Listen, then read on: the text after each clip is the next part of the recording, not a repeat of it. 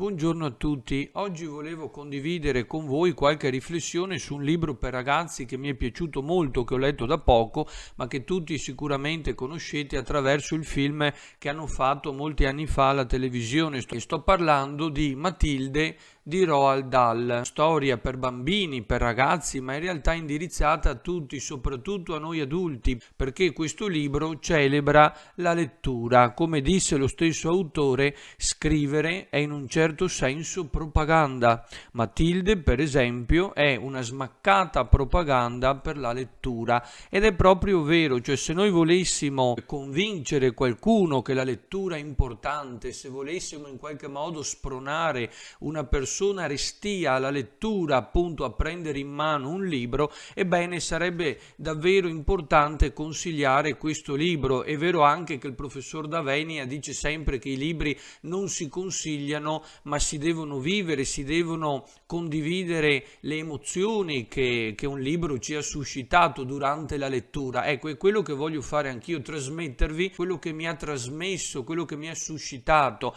Ecco, questo davvero è un libro che vi spiega perché leggere sia importante. Spesso i ragazzi a scuola ce lo chiedono, no? Ma perché? A che cosa serve leggere? In fondo è solo una perdita di tempo. Qui invece Matilde, questa bambina, ci fa capire quanto la passione per la lettura possa cambiare il mondo. Infatti all'inizio dice: a 3 anni Matilde aveva imparato a leggere da sola grazie ai giornali e alle riviste sparsi per la casa, ma a 4 anni leggeva speditamente e cominciava ad avere una gran voglia di libri. Matilde è una bambina prodigio, in realtà qui incarna proprio la passione dell'autore per le storie, per la lettura, perché leggere significa viaggiare con la fantasia, significa essere proiettati in un altro mondo, e possiamo girare in tutti i mondi presenti, passati e futuri stando comodamente seduti a casa. E davvero chi ha un libro ha un amico, perché in realtà i libri sono vivi, ci parlano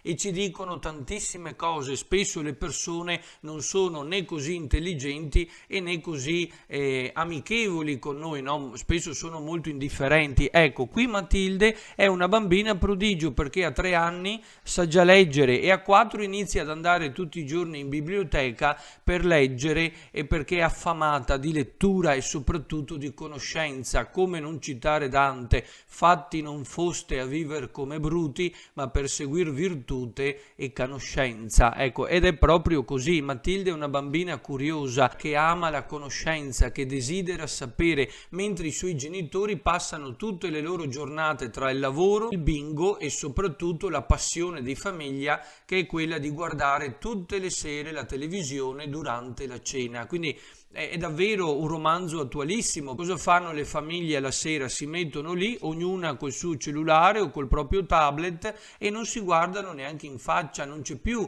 la condivisione, lo scambio di opinioni, di idee, soprattutto di emozioni. I bambini, i ragazzi non si parlano più neanche in faccia, non solo tra di loro ma anche con gli adulti. Abbiamo smesso di chiedere ai bambini e ai ragazzi che cosa provino, che cosa sentano e soprattutto quali siano le loro paure. Non sono più ascoltati e quindi si rivolgono all'unico strumento che hanno a disposizione, ossia internet. Matilde è una bambina straordinaria perché poi utilizzerà quella conoscenza, quella lettura attraverso il suo grande potere, che è il potere della mente. E qui non possiamo non citare l'esempio di Davide e Golia, no? Golia è la signorina Spezzindue, come viene chiamata nel libro, mentre nel film tutti la conosciamo come la signorina Trinciabue. Ecco, però la signorina Spezzindue è proprio Golia, quel gigante, quel polifemo, io oserei dire, quel male, cioè simbolicamente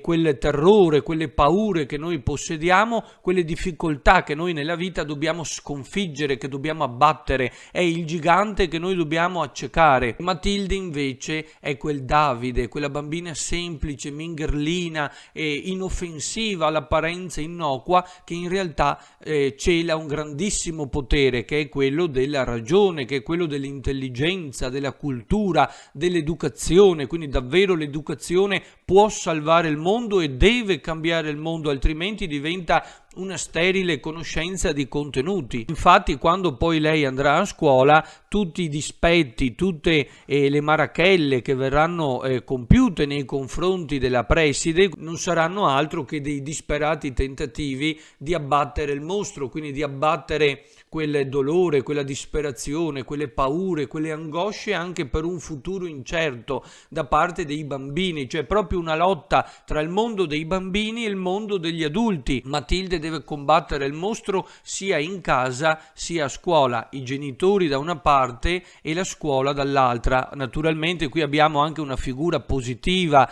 quel visiting angel che potremmo così chiamare, che è la signorina Dolcemiele, la maestra di Matilde, che invece crede in lei e che soprattutto cerca in tutti i modi di coltivare il suo talento, di farlo emergere anche nel modo stesso di insegnare, perché non dobbiamo necessariamente usare solo metodi alternativi, innovativi, no? Si punta tanto sulle nuove metodologie, la classe capovolta, il lavoro cooperativo. In realtà è bene che ci siano anche le conoscenze, perché non è tanto il metodo che è importante, ciò che conta è che i ragazzi apprendano, che capiscano, che facciano proprie queste nozioni, queste conoscenze. Bisogna far sviluppare loro il pensiero critico, non soltanto riempirli di contenuti, però attenzione, perché una competenza è data dalla somma di conoscenze e di abilità, quindi puntare alle abilità senza avere le conoscenze diventa davvero inutile, perché cosa posso fare se non so nulla? Infatti con il tempo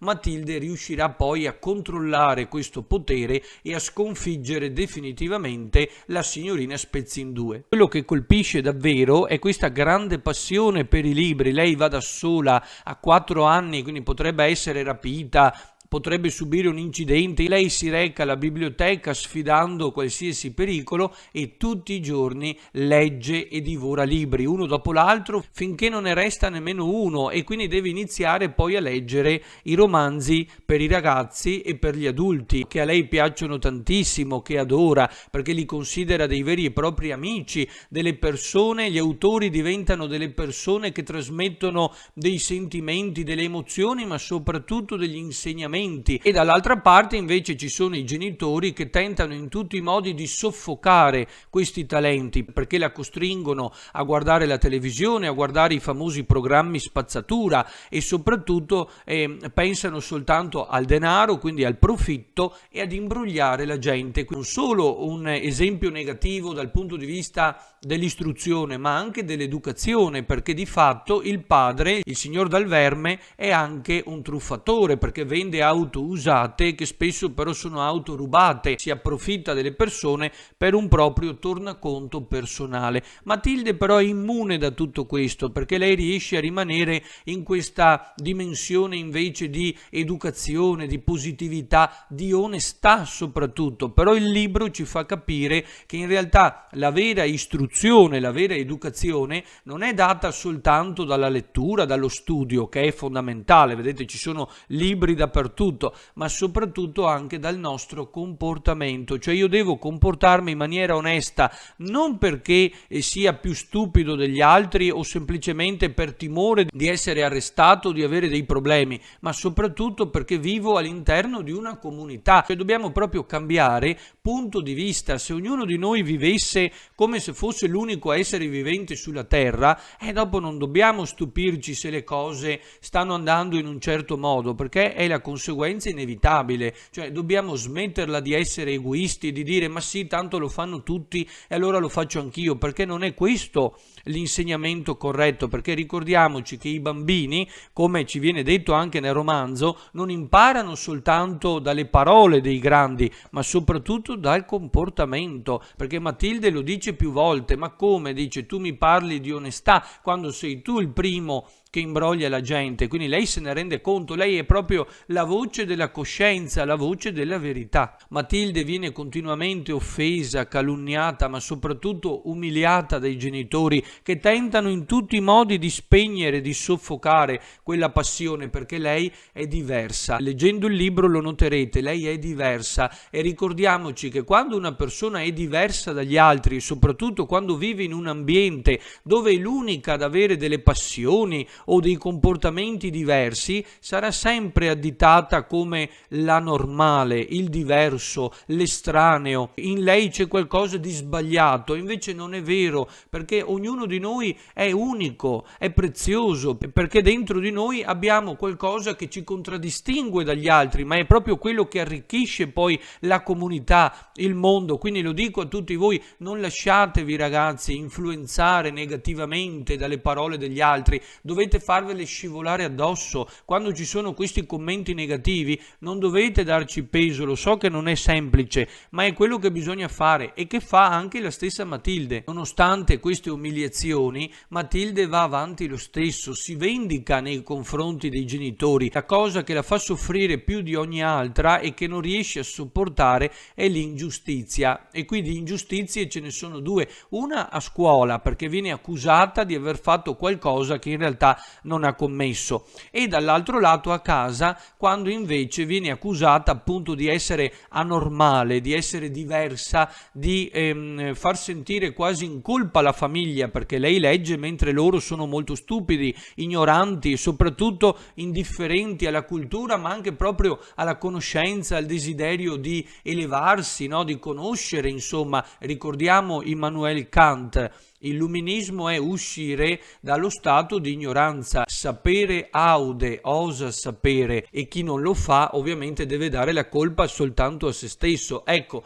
Matilde, non sopportando le ingiustizie, tenta di ribellarsi, cioè tenta di porre un freno a questa ingiustizia, quindi tenta da parte sua di essere quasi un giudice, ovviamente nei limiti delle proprie capacità, però di fatto ci sono molti e continui dispetti nei confronti dei genitori, no? Per esempio quando Matilde incolla il cappello sulla testa del padre, poi il padre non riuscirà più a toglierlo, e quindi notate che Matilde va proprio a toccare, a pungere i genitori nella loro vanità e dove loro si sentono più vulnerabili. Cioè il padre ci teneva ad essere sempre elegante, a presentarsi bene, quindi ad essere sempre elogiato anche dagli altri, a farsi notare, e lei lo va a colpire proprio in quel punto. Attenzione, non lo fa per vendetta, ma per fare giustizia in un mondo di adulti che però sono continuamente ingiusti nei suoi confronti. A noi i libri non interessano, disse il signor Dal Verme,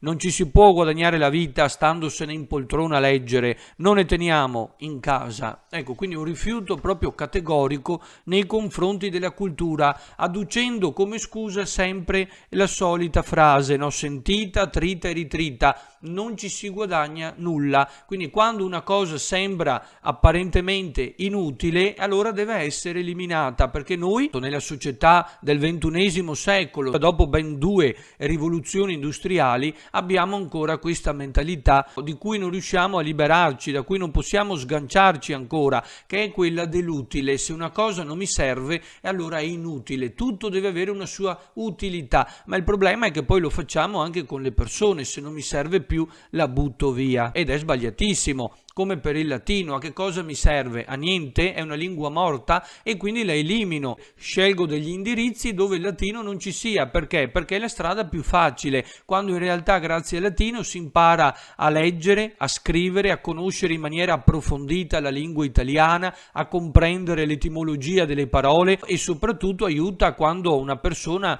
andrà all'università, soprattutto per certe facoltà, in certe discipline. E invece noi lo liquidiamo perché spesso e volentieri sono discipline complesse, difficili, e sappiamo bene quanto l'uomo moderno, avendo fretta ed essendo estremamente superficiale, non voglia più impegnarsi, non abbiamo più voglia di fermarci, di riflettere, di pensare, di sviluppare questo nostro pensiero critico. Dobbiamo riempire tutti i vuoti, non possiamo più avere un attimo di libertà, perché in quell'attimo di libertà mentale ci rendiamo conto che forse la nostra vita non è così bella, meravigliosa e rosea come noi pensiamo che sia, e quindi salirebbe poi la depressione, ci verrebbero dei dubbi, delle domande, staremmo male, ma noi non vogliamo più stare male, quindi anestetizziamo le nostre emozioni, i nostri veri desideri, riempiendoci di social, di programmi spazzatura e di qualsiasi altra cosa che però non ci dia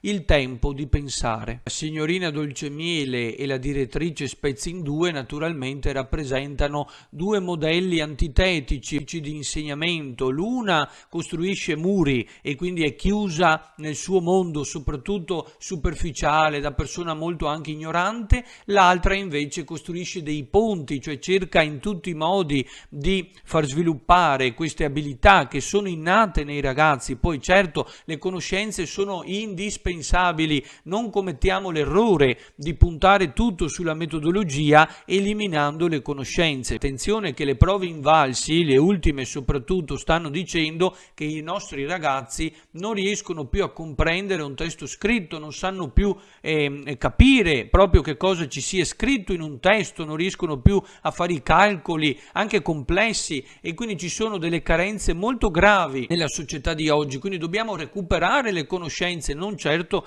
eliminarle. Non mi piacciono i bambini, bisognerebbe tenerli nascosti, riporli da qualche parte come si fa con gli spilli bottoni. Non riesco assolutamente a capire perché ci mettano tanto tempo a crescere. Credo che lo facciano apposta. Ma anche lei deve essere stata piccola un tempo, signorina Spezzi in Due, non è vero? Non sono mai stata piccola, disse lei seccata, sono sempre stata grande e non capisco perché gli altri debbano essere diversi. E poi continua sempre nello stesso modo: il tuo aspetto è sbagliato, sei tutto sbagliato, ti do l'ultima possibilità, riprova. Quindi lei utilizza la tortura, utilizza le percosse, quindi la violenza fisica, aggredisce i bambini ma in maniera anche molto violenta, li tiene per le orecchie, li tira per i capelli, che addirittura in un caso utilizza un bambino per fare il lancio del martello. Però è interessante poi cosa dice alla fine: questo è l'unico modo per farli imparare, signorina Dolcemiele, dia retta a me,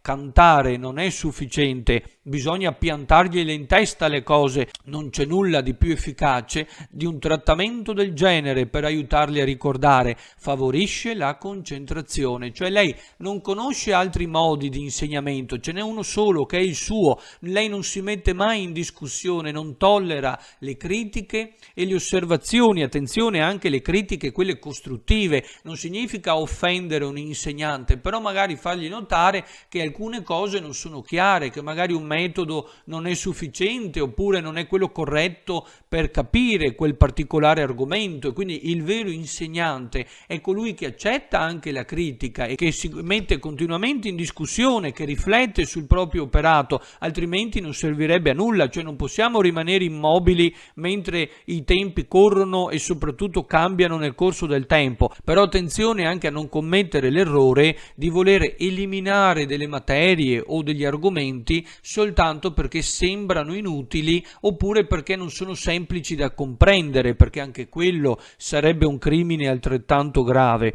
E poi usa una frase interessante: non serve a nulla essere gentili con i bambini. Cioè lei adotta proprio l'atteggiamento del terrore, un atteggiamento dispotico, proprio da regime del terrore, quasi da Gestapo, no? Proprio devono tutti essere messi in riga. Lei incarna le parole anche di Machiavelli: un principe deve essere temuto, non amato. Ecco, lei proprio incarna quel tipo di insegnante, e purtroppo ogni tanto ce ne sono ancora di questo tipo. Cioè attenzione, non autorevoli ma autoritari, che è proprio una cosa ben diversa. E lo dice proprio esplicitamente: a me le persone intelligenti non piacciono, sono del tutto disoneste. E poi invito ciascuno di voi alla lettura di questo romanzo, non è molto lungo, è davvero bello, scritto molto bene, ma si rivolge a tutti, a grandi e piccoli, forse come sempre di più ai grandi che ai bambini, ma è molto bello ed è molto interessante e profondo,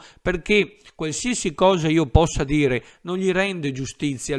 Non riuscirei mai a trasmettervi ciò che soltanto il testo può suscitare in ognuno di voi, anche in base alla vostra sensibilità e alla vostra personalità. Grazie a un insegnante capace che ama davvero il suo mestiere e che coltiva i talenti dei propri alunni, ecco che si riuscirà poi a porre fine al dominio di questo gigante, di questa medusa che terrorizza i bambini, e si riuscirà davvero a far giustizia, e come in tutte le storie ci sarà poi il lieto fine. Secondo me assomiglia molto all'Odissea di Omero, hanno molti elementi in comune, soltanto che qui siamo nei nostri tempi, nei tempi moderni, e Roald Dahl ancora ci parla e ci dice nuovamente che bisogna dare maggiore ascolto ai bambini, ai nostri ragazzi, e soprattutto dobbiamo sempre dialogare con loro, perché i bambini spesso ci aprono un mondo che noi non riusciremo mai a conoscere. Torniamo a fare molti più temi anche in classe, i temi di italiano. Noi stiamo vivendo in una società,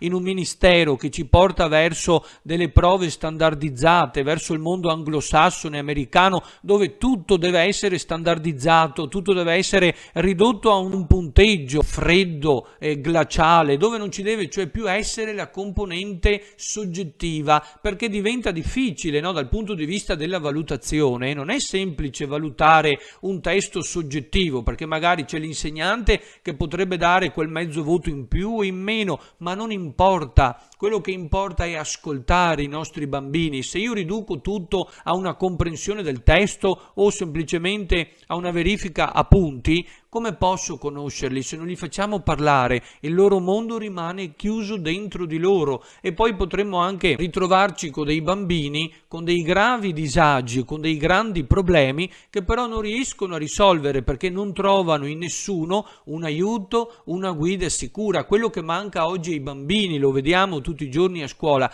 è un punto di riferimento, una persona affidata, sicura, solida, ma soprattutto amica, vicina, che non significa essere amici dei bambini, ma significa essere sempre aperti e disposti al dialogo. E quindi se non hanno questa figura, da chi possono andare? Si chiudono nella rete internet, e i problemi che poi emergono possono essere davvero molto molto gravi. Quindi torniamo a proporre anche delle attività soggettive, i temi, qualsiasi altra attività che vi possa venire in mente, ma che possa aprire il loro mondo, perché se viene aperta un pochino la porta, loro si aprono e spesso anche ci sorprendono. Ecco, vi lascio quindi con questo messaggio: leggere è fondamentale, perché non si legge solo per imparare o per apprendere, ma si legge principalmente per arricchire la nostra anima con punti di vista diversi dal nostro. Ci apre la testa. Davvero sembra una frase fatta, però è così. Questo romanzo è, come diceva l'autore, una propaganda, la propaganda per la lettura. Non permettiamo al mondo moderno, ai governi di oggi, di rinchiuderci nelle loro decisioni, nelle loro dittature, nelle loro idee personali. Se voi avete un'idea diversa, combattete e difendete le vostre idee, perché siamo in democrazia e ognuno di noi è libero di esprimere il proprio pensiero. Alla prossima!